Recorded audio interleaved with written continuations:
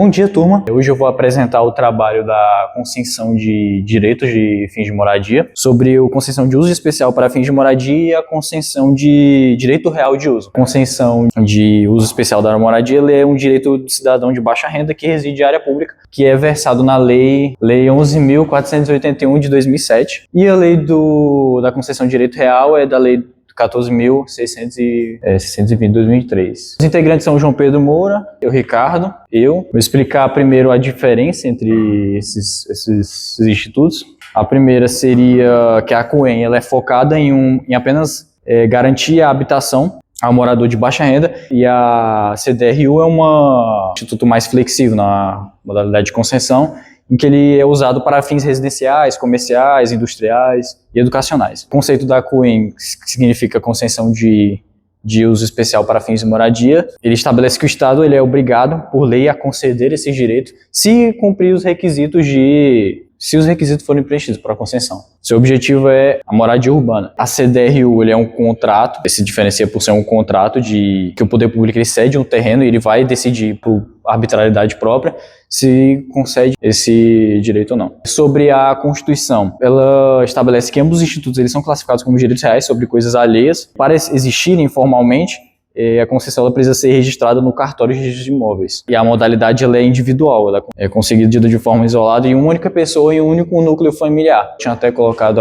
sobre o artigo 6 da Constituição Federal, que coloca como direito de segunda geração. Esses direitos são ligados a valores de igualdade, bem-estar social e exigem que o Estado atue efetivamente criando políticas públicas para garantir condições dignas de vida para todos, que é algo vinculado ao direito da segunda geração. Nesse sentido, a gente tem a questão dos exercícios, já é regra de uso. O morador ele passa a exercer a posse legítima e segura do imóvel, mas o solo da propriedade ele continua pertencendo ao poder público. Tem a questão da gratuidade, o exercício desses direitos ele é gratuito, quando voltado para a população de baixa renda ou programas de habitação de interesse social. O beneficiário ele pode transmitir o direito de uso para os seus herdeiros, por mais que seja essa questão da concessão ser para uma pessoa, para um núcleo familiar, tem essa transitoriedade, desde que haja autorização expressa do poder público. Eu defini aqui a questão da função social da propriedade, que ela meio que atuou como um limiar ético a como a propriedade ela deve se efetivar, quais são os limites da propriedade, porque que é o princípio jurídico que determina que o uso de qualquer bem deve atender os interesses da coletividade, ao bem-estar geral e à preservação ambiental. Ela impõe que a propriedade sirva não apenas a um dono, mas à sociedade. Bom, pessoal, bom dia. Meu nome é João Pedro, vou dar continuidade no nosso trabalho, explicar melhor a diferença entre CUEM e CDRU, que são dispositivos que os estados, União e município criaram, porque áreas públicas, bens públicos, não sofrem com uso capião.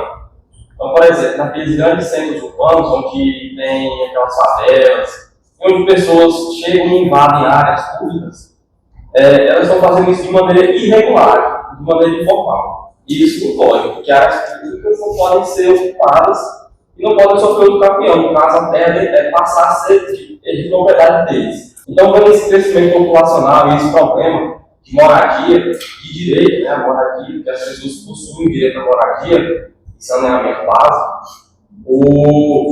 a União, o Estado e o município criaram esses dispositivos como alternativa. Então, por exemplo, se preenchem os requisitos ali, depois de 5 anos de ocupação, se não ocuparem locais perigosos, por exemplo, em costa, ou locais proibidos, áreas de rio, riacho, que contaminem de alguma maneira, e se possuir até 250 metros de tamanho de loja, eles conseguem regularizar. Aí tem a diferença de um dispositivo para o outro. Como eu falei, após essa regularização, o solo ainda passa a ser do Estado, como o João tinha falado. Só que o direito de uso passa a ser do morador. Ele ganha um documento certificado no cartório, com matrícula e tudo mais, e essa pessoa pode ter todos os direitos legais sobre aquele determinado terreno.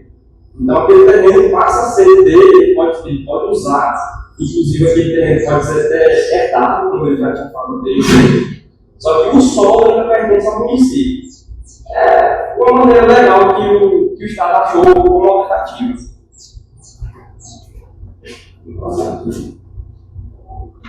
a diferença entre os institutos. O CUEM, ele é um direito de moradia, né? A pessoas de baixa renda, como eu havia dito, tem que preencher os requisitos legais. A pessoa tem que estar na posse daquela área de 5 anos para frente e o lote não pode ultrapassar 250 metros quadrados. Já o CDRU, ele é mais flexível, a pessoa consegue regularizar através desse dispositivo mais facilmente. Ele não tem a área determinada não tem esse limite de 250 metros e também não necessariamente a pessoa precisa ser de baixa renda. E a partir da regularização dessas terras, essas pessoas vão ter acesso a saneamento básico, como rede de tratamento de esgoto, de água, a rede de luz e a coleta de lixo. Porque essas empresas que fazem esse tipo de serviço, eles não podem trabalhar em áreas informais. Eles não têm segurança jurídica para isso. Não é permitido exercer esse tipo de trabalho em ambientes informais. Então, é preciso que haja regularização primeiro, para que depois essas pessoas tenham todos os direitos de moradia. Porque não é só ter um pé. A pessoa tem que ter o direito de saneamento básico e determinadas outras coisas também. E que só acontece após a regularização.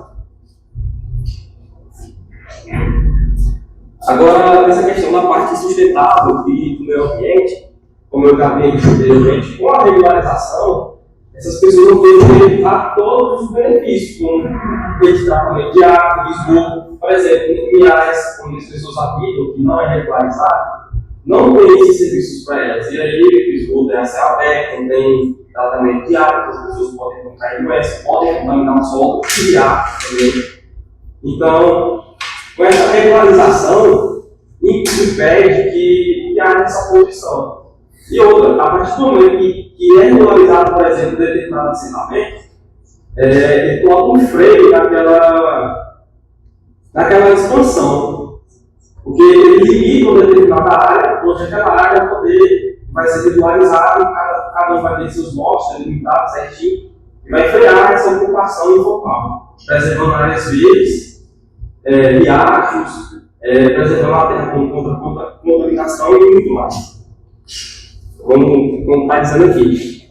Tem até um caso interessante com relação a isso, que o prefeito ele tem um segundo mandato, e uma das promessas dele foi regularizar alguns lotes, como por exemplo, num dos distritos lá de Porto, tem vários, Solo Brasil, que fica muito longe, lá é como um povoamento que se juntou em uma área informal, uma área, eu não sei dizer se é do município, do estado da União. Mas não vem muito ao caso. O caso é que eles começaram a ocupar uma área que era pública e precisavam regularizar aquela área para ter acesso aos direitos de saneamento básico, como eu havia dito anteriormente. E, se eu não estiver enganado, acho que no ano retrasado, uma das únicas coisas que o prefeito fez também, de ganhar a eleição novamente, foi regularizar alguns lotes ali. Nem todo mundo teve sua área legalizada porque tem que preencher os requisitos. Como, por exemplo, o tempo de moradia. Muitos deles não tinham o tempo necessário de moradia, por exemplo. Tem que ter até 5 anos, um tinha 4, 3, 2 anos, aí não conseguiu regularizar. Ele conseguiu, e foi uma das únicas coisas que ele fez, ele pôde ser criado pela segunda vez. Deixa eu ver aqui o que está faltando. É basicamente isso. Com a regularização, diminui os poluentes, preserva a área verde e as pessoas têm todos os direitos de moradia. Segurança jurídica e dignidade humana. Bom, esses títulos, de CUEM e CDRU, eles são transmitidos por herança, como já havia dito anteriormente, permitindo a transferência de patrimônio legítimo entre gerações de baixa renda. O cidadão ganha um comprovante de residência oficial e segurança jurídica para acessar microcréditos e financiamentos ambientais, que é para conseguir crédito para fazer sua casa, determinado terreno, comprar seus móveis e tudo mais. É basicamente isso. Bem, eu peguei um caso prático da Vila Nova Jaguaré, em São Paulo, da atuação desses institutos, em que esses institutos eles atuaram integrando obras complexas na engenharia civil, construção de encostas, reconstrução de novas unidades habitacionais, e porque tinha um problema sobre habitação em áreas de risco geológico, né? Aí acabou atuando para solucionar esse problema. A regularização desse instituto ele garantiu a permanência das famílias que ocupavam essa terra, blindando eles de uma retirada forçada, né, da comunidade, inserindo formalmente os moradores a uma estrutura cartorial formal, regularizada, sendo assertivo na nossa jurisdição brasileira, como algo que funciona na função social da propriedade. Eu citei alguns elementos que dificultariam, no sentido de que tem-se a questão dos enclaves judiciais e cartoriais, no sentido de que a maioria das vezes o morador não possui, a área ocupada ela não possui um registro, uma matrícula clara no cartório de registro de imóveis, ou há uma superposição de uma área pública ou privada que provoca uma dificuldade na regularização, na intervenção nesses institutos. E também tem a questão da resistência do poder público em conceder esse benefício, no sentido de que há um receio em perder um controle patrimonial sobre áreas estratégicas da cidade. Eu enumerei também a regularização, ela lida com a questão das comunidades, né, que as dinâmicas, a cultura, ela muda mais rápido do que a burocracia do Estado em conceder. Tanto é que a concessão, do exemplo que eu citei, da Vila, ela demorou mais ou menos, começou em 2006 e demorou uns 10 anos, mais ou menos, foi muito tempo, né? E assim, a comunidade ela muda, as pessoas, o entendimento, assim, a cultura acaba alterando bastante. Também existe um dilema na questão do risco em áreas de risco, né? Como teve o exemplo citado, em que a ACUEN ela não pode atuar em áreas de observação geológica ou ambiental sem que o risco seja mitigado. A questão da burocratização, né? Deixa claro que não basta titular, é preciso garantir a habitabilidade. Sobre a conclusão, em termos práticos, é entendido que esses institutos eles representam a funcionalidade do direito civil no sentido de que evidencia a transição entre um entendimento clássico e individualista da noção de propriedade, muito provocada pela presença do Estado liberal aqui no Brasil, para uma coisa mais focada na ação social, humanitária, que foi provocada pela atual Constituição. A gente também entende que essa lógica mercantilista dos direitos reais sobre o direito de moradia, ele acaba sendo rompido por esses institutos, né? Porque não tem um limite ético sobre como a propriedade ela deve agir, sobre como ela deve se efetivar. E esses institutos acabam atribuindo ao Estado o dever de fornecer o valor de uso e a dignidade da pessoa humana, que está focado no direito constitucional, ao direito de segunda geração. Nesse sentido, é colocado que esses institutos representariam uma vitória no direito à moradia sobre o formalismo proprietário liberal. Essa é a apresentação, esse é o trabalho, esse é o fim.